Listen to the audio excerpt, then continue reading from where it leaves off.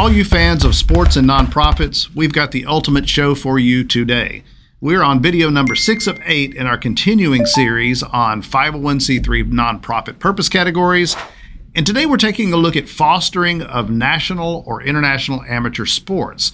Now this category is a little more specific than just promoting any type of amateur sports. After the intro, we're going to break it down for you step by step so you know exactly what qualifies.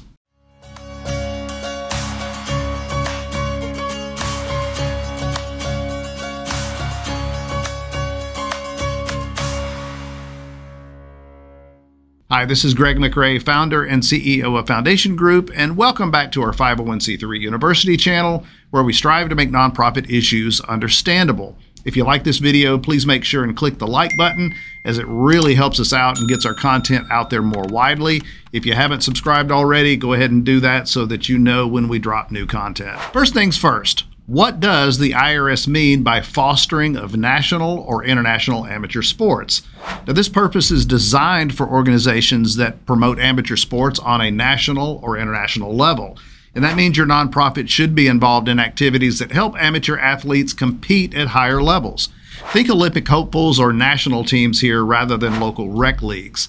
The focus here is on promoting sports that are recognized nationally or internationally with the aim of advancing athletes' competitive abilities on the big stage. So what kinds of organizations fit under this specific category?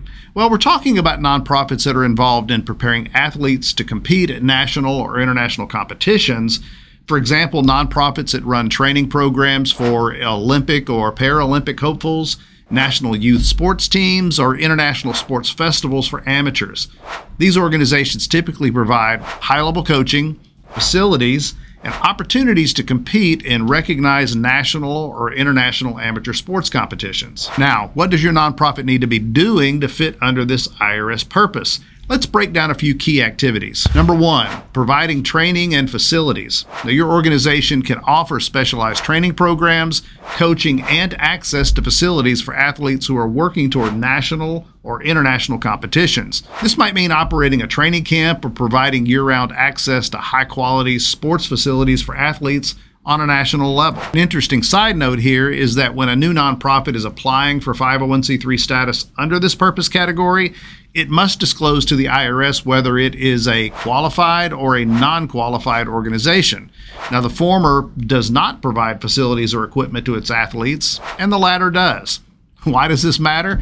Well, to be honest with you, I don't think anyone really knows. Beyond having to disclose which one you are, there isn't an alternate set of rules involved, and the IRS provides little to no guidance on the matter once the designation is made. Number 2, organizing national or international competitions.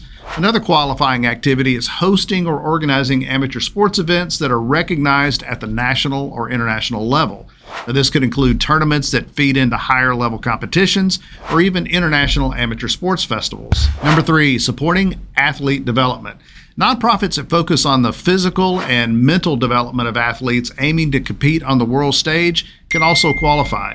This includes offering nutrition programs, sports psychology, or medical support for athletes working toward national or international goals. Now let's talk about the tricky part. Some sports-related organizations that might seem like they qualify under this category, but actually do not.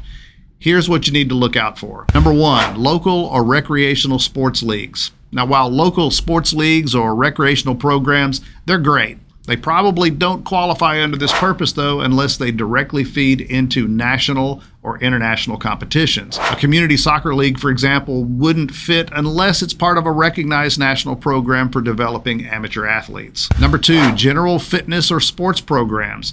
Running fitness programs or general sports training doesn't qualify unless it's specifically focused on preparing athletes for national or international competition. For example, offering fitness boot camps or sports training instruction, even for amateurs, won't meet the criteria unless it's part of a broader competitive effort.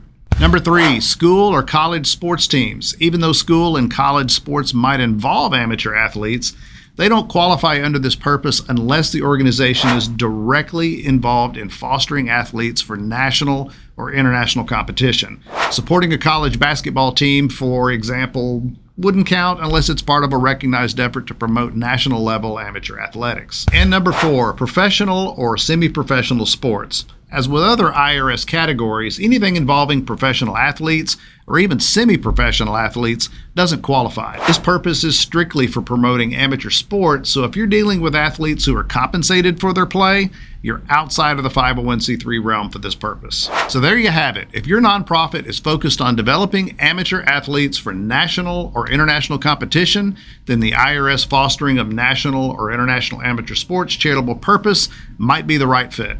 Just remember, it's not about recreational leagues or general fitness, but about helping athletes compete on the biggest stages. If you're looking to start an amateur sports nonprofit, Foundation Group can help. Our contact info can be found in the description below, so just reach out. Got questions? Drop them in the comments and we'll chat back. Thanks for watching. Now go serve your community. Hey, do me a favor and don't navigate away just yet. We would really appreciate it if you would hit the like button below, as it really helps get our content recommended to more people. Subscribe if you haven't already, as we have great content coming your way on a regular basis. Finally, you can click the little bell icon to be notified of new content when we post it. To learn more about Foundation Group, you can visit us on the web at www.501c3.org. Thanks, and we'll see you next time.